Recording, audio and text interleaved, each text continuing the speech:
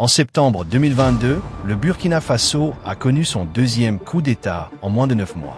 Le capitaine de l'armée Ibrahim Traoré, alors âgé de 34 ans, a pris le pouvoir, renversant le lieutenant-colonel Paul-Henri Sandaogo Damiba, qui avait lui-même dirigé un coup d'État en janvier de la même année et vainquant l'ancien président Roch Marc Christian Kaboré. Justifiant sa décision de destituer Damiba, Ibrahim Traoré a déclaré dans une allocution télévisée que le chef de l'État en difficulté n'avait pas réussi à résoudre le problème persistant de l'insurrection qui frappait le Burkina Faso ces dernières années. Lorsqu'Ibrahim Traoré a été désigné comme le chef des putschistes, certains observateurs ont noté sa ressemblance avec Thomas Sankara. Outre le béret rouge, Ibrahim Traoré partageait plusieurs points communs avec l'icône nationale Sankara. Tous deux étaient capitaines, ont accédé au pouvoir à l'âge de 34 ans et ont organisé un coup d'État contre un régime militaire lui-même arrivé par la force 8 mois plus tôt. Ibrahim Traoré est né en 1988 à Bondokui, dans la province du Moun, au Burkina Faso. Il a fréquenté l'école primaire dans sa ville natale et le secondaire à Bobo-Dioulasso, la deuxième plus grande ville du pays. Contrairement à son prédécesseur Damiba et à de nombreux autres officiers burkinabés qui avaient embrassé une carrière militaire dès l'adolescence, Ibrahim Traoré avait un parcours civil avant de rejoindre l'armée. Il a déménagé à Ouagadougou, la capitale, pour étudier la géologie à l'université Joseph Kizerbo. Les rapports le décrivaient comme timide et plutôt réservé, mais aussi très intelligent. Major de sa promotion, il a choisi de s'engager dans l'armée plutôt que de poursuivre ses études universitaires. Ainsi, en 2009, Ibrahim Traoré a intégré l'académie militaire Georges Namoano de Pau. Cette académie est considérée comme un établissement de second rang comparé à la prestigieuse académie militaire de Kadiogo, dont sont issus Thomas Sankara et l'ancien président Damiba. Après avoir obtenu son diplôme en 2012, Ibrahim Traoré a rejoint le régiment d'artillerie de Kaya. 2 ans plus tard, il a été promu lieutenant. Traoré a rapidement impressionné ses supérieurs et a été envoyé suivre une formation anti-aérienne au Maroc. Après avoir occupé des postes relativement subalternes dans l'armée burkinabé, son grand tournant est survenu en 2014 lorsqu'il a été déployé au Mali dans le cadre de la mission de maintien de la paix des Nations Unies, la MINUSMA. Au Mali, Traoré a fait ses premières armes contre les djihadistes et les insurgés ethniques. Selon divers témoignages, il a fait preuve d'un grand courage lors d'une attaque complexe menée par des militants dans la région de Tombouctou, dans le nord du pays, en 2018.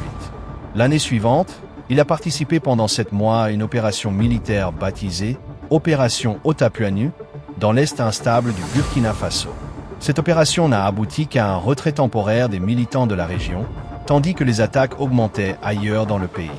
Ibrahim Traoré a également servi dans un détachement à Marcoua, dans la région nord du Sahel, à la frontière entre le Mali, le Burkina Faso et le Niger, où il a combattu les groupes djihadistes et participé à plusieurs opérations. Ceux qui l'ont connu à l'époque ont souligné ses qualités de leader, volontaire, courageux et proche de ses hommes. Ibrahim Traoré a été promu capitaine en 2020, mais à la même époque, il faisait partie des jeunes officiers frustrés par l'incapacité de leurs supérieurs à contenir la menace djihadiste sur le terrain. Traoré et ses camarades officiers étaient pris entre le marteau et l'enclume. Une source a raconté un incident survenu en 2020 lorsque la ville de Barsalogo, dans le centre du Burkina Faso, était sur le point de tomber. La route menant à Barsalogo était minée, alors Traoré a guidé ses hommes à travers la brousse pour arriver à temps et libérer la ville. Il est important de souligner que l'insurrection a eu des conséquences dramatiques pour la population burkinabé. Les groupes terroristes d'inspiration djihadiste dévastent les régions du nord, contrôlant de vastes zones, en particulier en zone rurale, hors de portée du gouvernement. Selon les estimations, l'État ne contrôle plus que 50% du territoire, voire moins. Les attaques du groupe de soutien à l'islam et aux musulmans, JNIM, une branche d'Al-Qaïda, et de l'État islamique au Sahel ont augmenté dans la zone des 3 frontières, Mali, Burkina Faso, Niger. Le JNIM, basé au Mali mais actif dans une grande partie de l'Afrique de l'Ouest, exploite le manque d'opportunités et les divisions ethniques pour recruter et étendre son influence.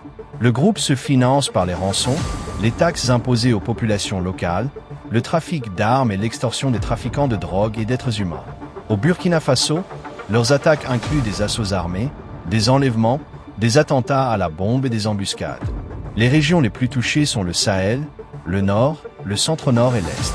Fin 2021, Une crise humanitaire était évidente dans de nombreuses zones, avec un quart de la population en insécurité alimentaire. À mi-septembre 2022, plus de 3000 personnes avaient été tuées, un tiers de plus que sur toute l'année 2021. Environ 2 millions de Burkinabés ont été déplacés. En janvier 2022, un coup d'État mené par le lieutenant-colonel Damiba avait renversé le gouvernement civil du président Kaboré, élu en 2015 et réélu en 2020. Kaboré avait succédé à Michel Kafando, qui dirigeait un gouvernement de transition après la révolution populaire de 2014 ayant chassé Blaise Compaoré. Blaise Compaoré avait dirigé le Burkina Faso pendant 27 ans après avoir pris le pouvoir lors du coup d'État sanglant de 1987 qui a coûté la vie au leader révolutionnaire Thomas Sankara.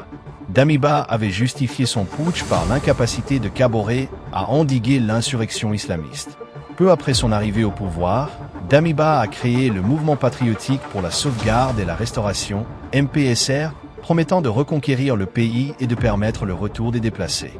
Le capitaine Traoré est alors devenu membre du MPSR. En mars 2022, Damiba a promu Traoré à la tête de l'artillerie du régiment de Kaya. Ironiquement, cette décision a précipité sa chute. Sous Damiba, les attaques djihadistes ont augmenté, les soldats en zone rurale étaient mal payés et le mécontentement a grandi. Le régiment de Traoré est devenu un foyer de révolte et ce dernier a multiplié les voyages à Ouagadougou pour porter les doléances de ses hommes auprès de Damiba. Au fil des mois, le mécontentement envers le président Damiba continua de croître parmi les troupes. Les soldats étaient toujours confrontés aux mêmes difficultés logistiques et subissaient de lourdes pertes. Pendant ce temps, le lieutenant-colonel Damiba et son entourage d'officiers climatisés, installés dans leur quartier général confortable de la capitale, étaient accusés d'être déconnectés de la réalité. La désillusion face à la réponse du gouvernement de Damiba se transforma en colère, puis en une résolution de prendre le pouvoir. Comme lors de la poussée de janvier, le déclencheur fut une attaque le 26 septembre 2022 par les forces du GID contre un convoi de 150 véhicules transportant de la nourriture à destination de Djibo, l'une des principales villes du Haut-Nord. Cette ville de 60 000 habitants était assiégée par des groupes terroristes depuis environ 18 mois. L'attaque, revendiquée par un groupe lié à Al-Qaïda, tua 27 soldats. Dans les rangs de l'armée, la frustration était palpable, surtout parmi les plus jeunes. Cette défaite fut imputée à Damiba. Une semaine plus tôt, il avait mobilisé une délégation de 70 personnes pour assister au sommet des Nations Unies à New York. Là-bas, il affirma que son gouvernement progressait dans la lutte contre le terrorisme et demanda le soutien de la communauté internationale. Ce voyage fut perçu au Burkina Faso comme un gaspillage et un mépris total face à l'insécurité grandissante du pays. Dans les jours qui suivirent, le capitaine Ibrahim Traoré, au nom de nombreux soldats mécontents, se rendit à Ouagadougou pour rencontrer le président Damiba. Sa demande d'audience resta sans réponse. Face à ce qu'il considérait comme du mépris, Traoré et d'autres officiers de sa génération décidèrent d'agir. Le 30 septembre, des coups de feu retentirent à Ouagadougou. Les putschistes passèrent à l'action. Vers 20h, un militaire en treillis, gilet pare-balles et béret rouge, entouré d'hommes cagoulés et casqués, apparut sur la RTB, la télévision nationale. Il déclara « Malheureusement, notre idéal commun a été trahi par notre leader, le lieutenant-colonel Paul-Henri Sandaogo Damiba, en qui nous avions placé notre confiance.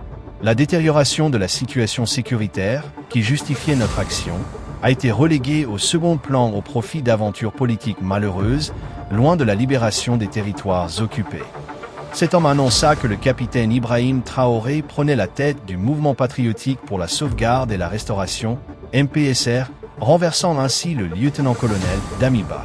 Conscient de notre responsabilité historique, le MPSR s'engage à recentrer toutes les forces sur la sécurité et la restauration de l'intégrité de notre territoire.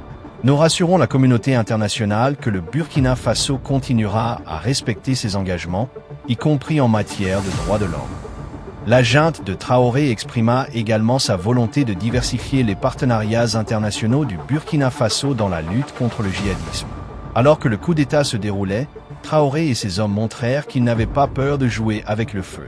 Le 1er octobre, alors que leur putsch semblait dérailler, Traoré et ses officiers accusèrent Damiba d'avoir trouvé refuge dans la base militaire française de Cambo-Enceinte pour préparer une contre-offensive. Dans un Burkina Faso enflammé par un sentiment anti-français, cette annonce fit l'effet d'une bombe. Bien que le gouvernement français démentit, des milliers de manifestants envahirent les rues pour s'en prendre à l'ambassade de France et à l'Institut français.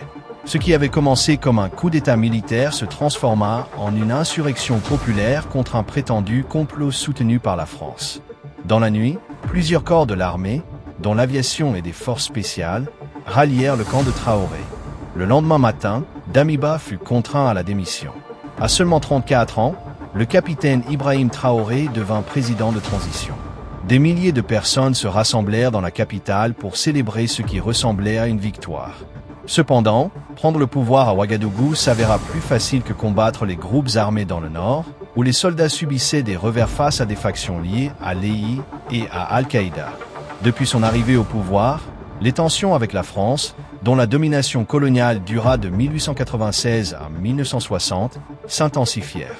En janvier 2023, le Burkina Faso exigea le retrait des troupes françaises, mettant fin à un accord militaire. En février, une cérémonie officielle marqua la fin de la présence militaire française.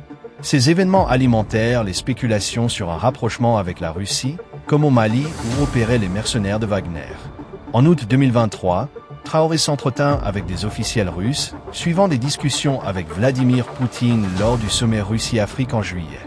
Lors de ce sommet, Traoré, vêtu d'un uniforme militaire et de son béret rouge, devenu sa marque distinctive, prononça un discours percutant. Le problème, ce sont ces chefs d'État africains qui n'apportent rien à leur peuple et répètent le discours des impérialistes. Nous devons cesser d'être des marionnettes qui dansent quand ils tirent les ficelles. Il critiqua également les dirigeants africains dépendant de l'aide alimentaire. Hier, le président Poutine a annoncé l'envoi gratuit de céréales. Nous disons merci, mais c'est aussi un message. Au prochain sommet, nous ne devons pas venir sans avoir assuré l'autosuffisance alimentaire de nos peuples. Ce discours lui valut des éloges, certains le qualifiant de Sankara réincarné.